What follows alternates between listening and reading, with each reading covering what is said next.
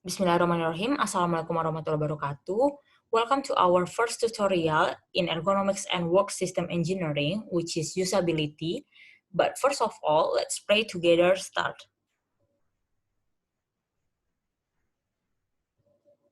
Finish. So I believe that you already learned about the usability in the theory class, but we will little bit review about usability in this tutorial class. I'm sure that you have a bad experience when using a product. Maybe you found confusion or difficulties when you use that product. And both things make an obstacle to reach the goals of using that product. Or maybe another case, there is a company that focuses on make a product, but the product not friendly to use by the user or customer. Because of that, the customer will be less interested of that product and has no desire to purchase that product. So it is important to know how easy the product is to use, or it is well known as usability. So in this tutorial, the objectives are: first, students able to understand the concept of usability. Second, students able to do the usability test. Third, students able to know the website or application's problem. And the fourth, students able to analyze usability factors that influence usability level and the recommendation. So here there are input and output of this tutorial. In the input, there are scenario, usability attribute, and then demographic data. And for the output, there are analysis and then recommendation based on problem founded.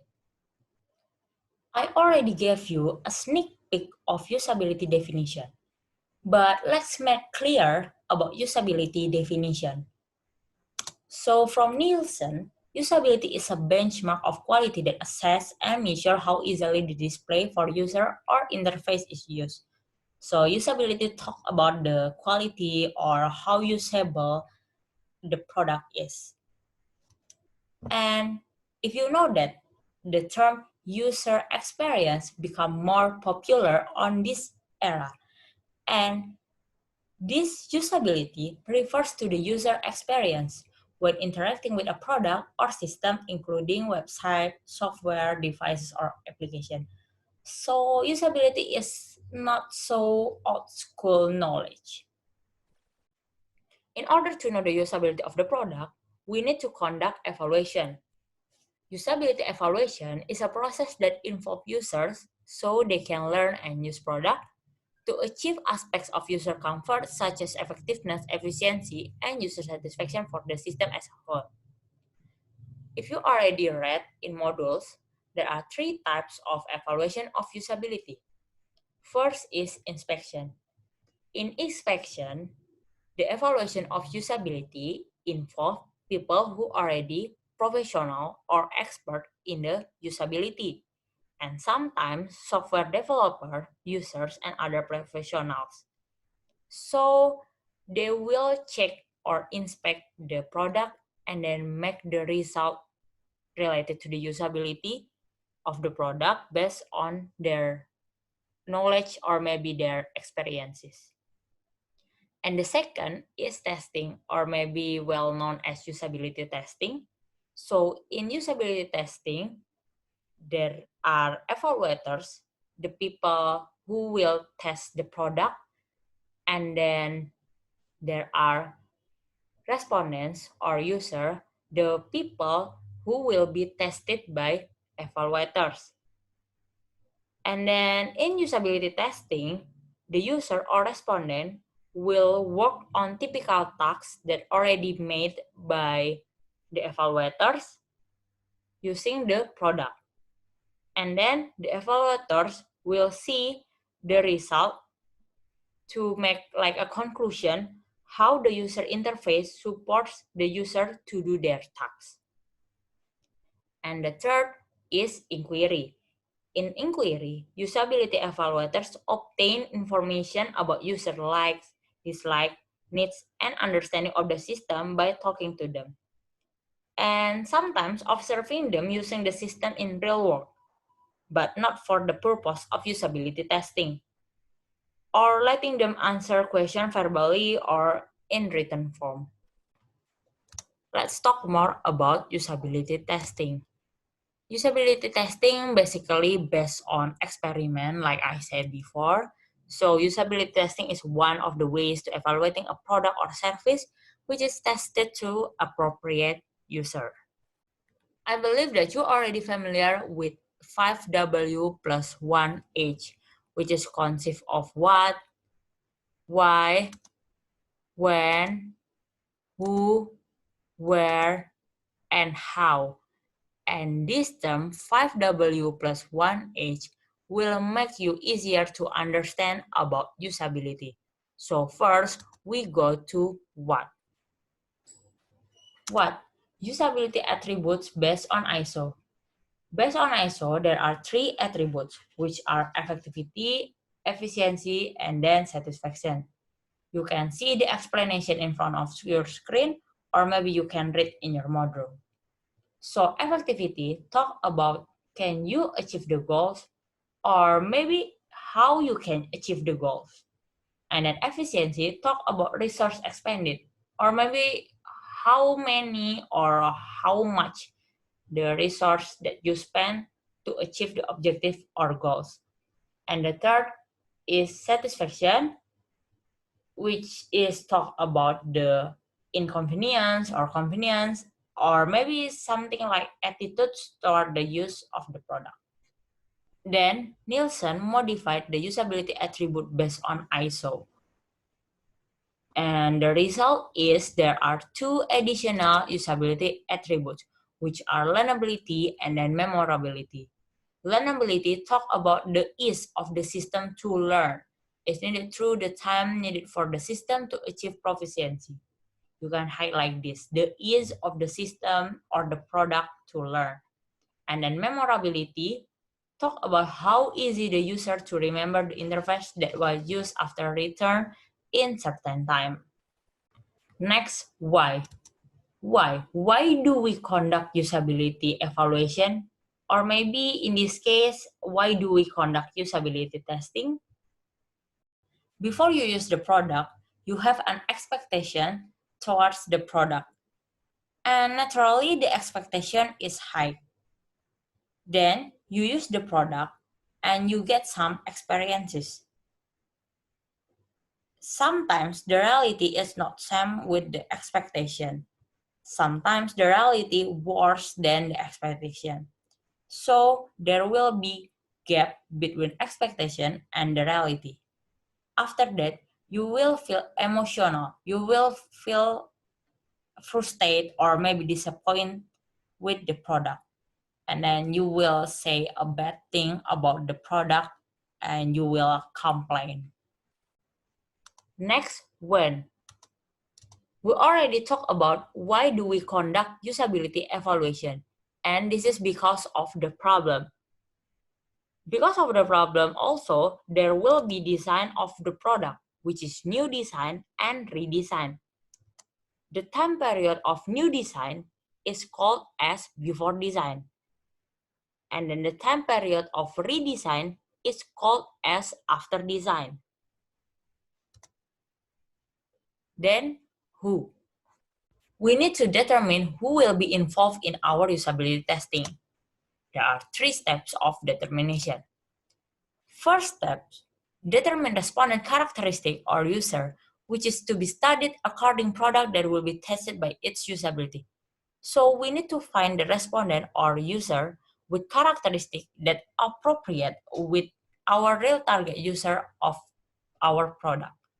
For example, the respondent characteristics, which are gender, age, education, talent or skill or experience. Second step, determine usability expert or evaluator and end user or respondent, which is tested to make identification of product requirement easier.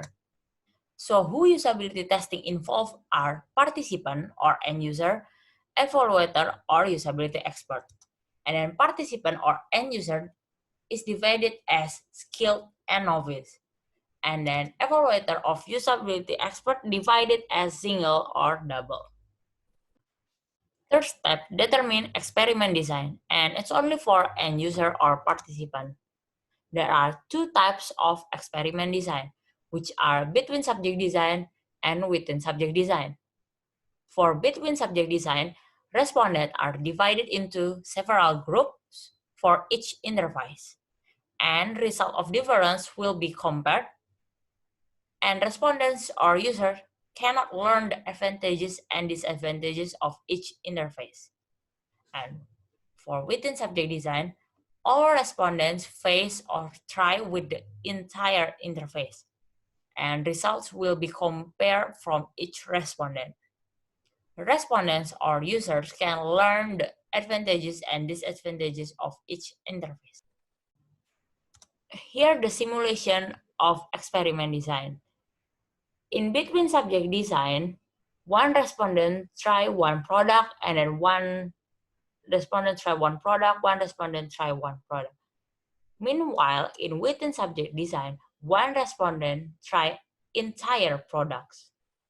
And you can see this is also same, the simulation of between subject design and within subject design. Where do we conduct usability evaluation or usability testing? There are two types of place.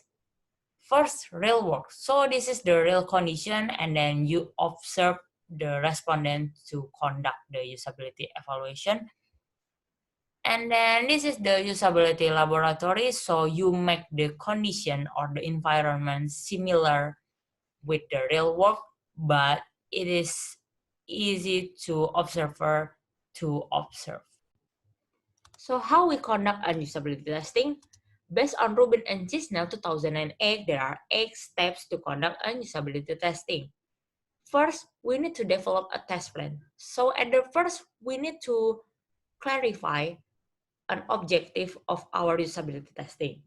And the second, we need to prepare the environment, whether it will be real work or maybe usability laboratory. And the third, search and choose participant. Like I said before, we need to clarify who will be involved in our usability testing. And the fourth, we need to prepare test material. So we need to make like a task that will be tested to the respondent. And the fifth, briefing participant. We need to give a little bit explanation of our usability testing so the participant will not confused during a test. And the sixth, do a test session. So we already make a test material, and then in do a test session, the participant will do our test. And then we analyze the data and observation. We analyze the result of the test session, and then we report the recommendation result. So we make recommendation based on the result. We already discussed about usability evaluation methods, such as inspection, testing, and inquiry. Each of usability evaluation methods has categories. If you want to see more about the categories, you can see directly in your module. But we will give you some example of those categories. In inspection, there is expert review. And in testing, there are remote usability tests and user performance tests. And then in inquiry, there are interview and then questionnaire. So let's more focus on user performance test, remote usability test, and questionnaire because it will be related to your data collection or your report. Okay, first user performance test. User performance test is conducted to test whether a user sample can be studied and used for several functions in a system and at a certain time. It will use multiple tasks, and then the respondents are at least 10 people. But this user performance test can only for attributes efficiency and effectiveness or error. And then in efficiency, we need to calculate the speed of the respondent in completing a task, and then the unit of measurement of efficiency is in second. So the keyword of efficiency is speed. And then in effectiveness or error, we need to calculate the number of error made by respondent in one task. The error is based on the slip and mistake that the respondent already made. And then the unit of measurement is the number of error. So the keyword of effectiveness is error, number of error. Let's talk more about error that will influence the effectiveness result. There are two types of error, which are slip and mistakes. Slip is an error that you make but accidentally, whether mistakes is an error that you made but inaccidentally. Here are the examples of slip. Wrong typing email address, wrong typing password, and then maybe you can accidentally click on the link that you want to go there. Whether in mistake, there are several examples of that. First, clicking on header on link that cannot be clicked on, deliberately double click the link or button, or maybe type first and last names in the first name column. And so many examples of slip and mistakes. To make you better understand about user performance test, we already made an example of user performance test. Here, the example of the person who already made a product, and then he wants to know how is the usability of his product. And then he wants to know how effective and efficient the user is in finding the item they want. Like I told you before that we need to determine who will involve in our usability testing. So first, he need to find the respondent who are appropriate with the product. And the second, he need to make like something like a case study that the respondent will solve in his product. So for example, is that in front of your screen, you are in need of the product tali sepatu bulat murah ukuran 120 cm yang ekstra gratis ongkir.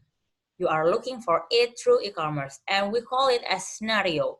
Basically, there are three types of scenario, but we only use one scenario, which is goal or task-based scenarios. Describe only what the user wants to do, not including information and how the user will resolve the scenario. So you can see that this scenario is described only what the user wants to do, and it doesn't involve the information how to resolve this thing or like the steps to resolve this thing. During the test, he will calculate how many mistakes that the respondent made in completing the task. For example, in this GIF, you can see that the respondent could not find the product that he wants to find, and it will represent or indicate the effectiveness of its product.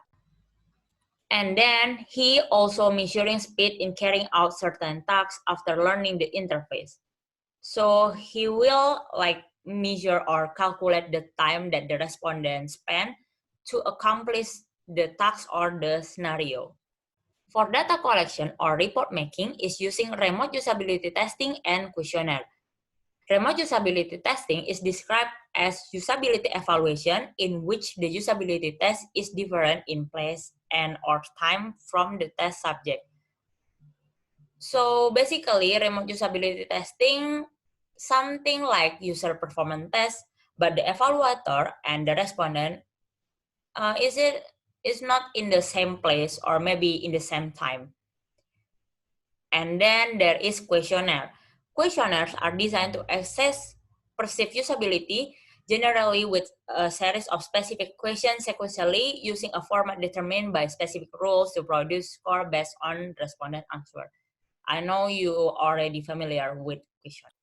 Like I said before, we will use questionnaire in our tutorial and our data collection. From several types of questionnaire related to the usability, we select SAS questionnaire as the questionnaire in our tutorial. The SAS questionnaires refers to System Usability Scale Questionnaire. And if we go back for a while, I already told you that SAS questionnaire is one of the category in the inquiry method. The inquiry method focuses on information about user likes, dislikes, needs, and understanding of user on the system by talking to them, researching them using the system in real world, but not for purpose of usability testing that you should be highlight, or letting them answer questions verbally or in writing. And then System Usability Scale, or SAS, is a questionnaire that can be used to measure computer system usability according to the user's subjective perspective. In such questionnaires, there are 10 questions with the scale 1 until 5. 1 represents strongly disagree, and then 5 represents strongly agree. Here is the way to process our data collection in such questionnaire, or maybe we want to find out the contribution score and such score. Each item contribution score will range from 0 to 4. For items 1, 3, 5, 7, and 9, or we call it as odd number, the contribution score is position scale minus 1. Meanwhile, for items 2, 4, 6, 8, and 10, or we just call it as even number, the contribution score is 5 minus the position of the scale. Or we can directly conclude as this is the formula of such score, which is the question number 1 minus 1, and then 5 minus the scale on question number 2, and then the scale on question number 3 minus 1. Such scores are interpreted using the acceptable category.